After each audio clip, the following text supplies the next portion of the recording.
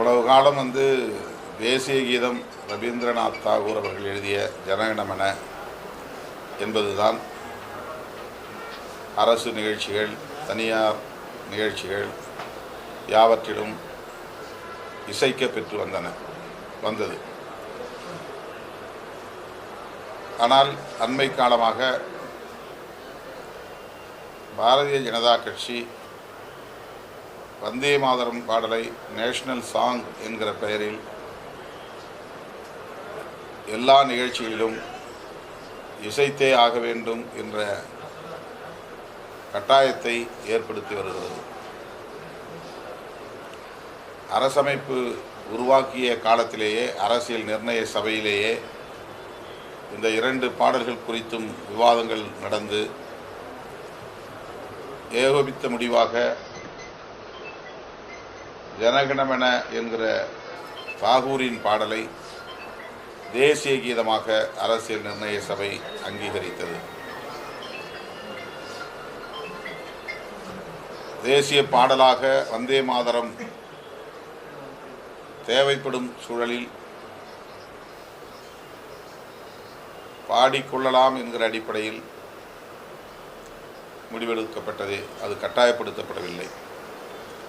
ஆனால் இப்போது பாரதிய ஜனதா கட்சி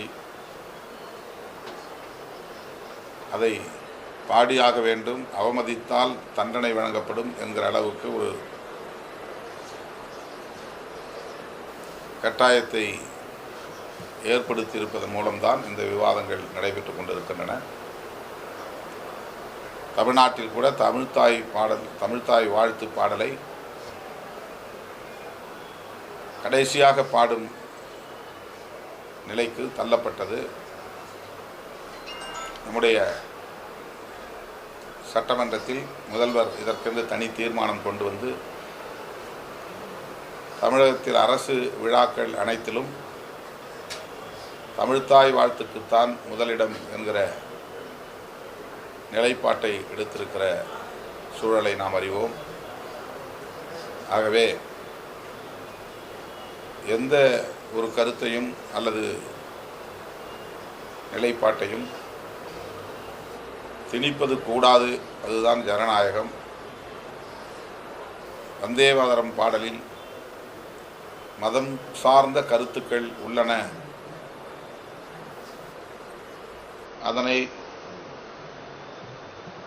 இந்து அல்லாத பிற மதங்களை சார்ந்தவர்களை பாடச் சொல்லி வற்புறுத்தும் போது அதன் அடிப்படையில் மதம் சார்ந்த பிரச்சனைகள் எழுவதற்கு வாய்ப்பு இருக்கிறது.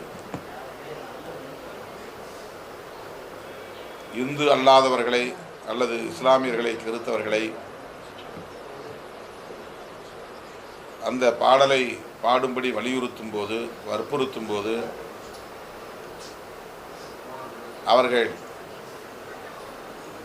அதை ஏற்க மறுத்தால் அல்லது பாட மறுத்தால் பிரச்சனைகள் உருவாகும். ஆகவே அந்த பத்தியை அல்லது அந்த வரிகளை எடுத்துவிட்டு எஞ்சிய வரிகளை பாடலாம் என்கிற கருத்து ஒருபுறம் பேசப்படுகிறது. இந்திய ஒன்றிய அரசு, பாஜக அரசு மதசார்பற்ற அணுகுமுறையை ஒருபோதும் மதிப்பதில்லை. அதன் விளைவாகத்தான் இத்தகைய விவாதங்கள் நடப்பதாக நான் கருதுகிறேன். வந்தே மாதரம் பாடலை யாரும் அவமதிக்கும் நோக்கில் இந்த கருத்தை சொல்லவில்லை. அந்த பாடலில் இருக்கிற மதம் சார்ந்த கருத்துக்கள் நம்முடைய இந்திய ஒருமைப்பாட்டுக்கு எதிராக போய்விடக்கூடாது என்கிற அடிப்படையில் தான் இந்த விவாதங்கள் நடைபெறுகின்றன.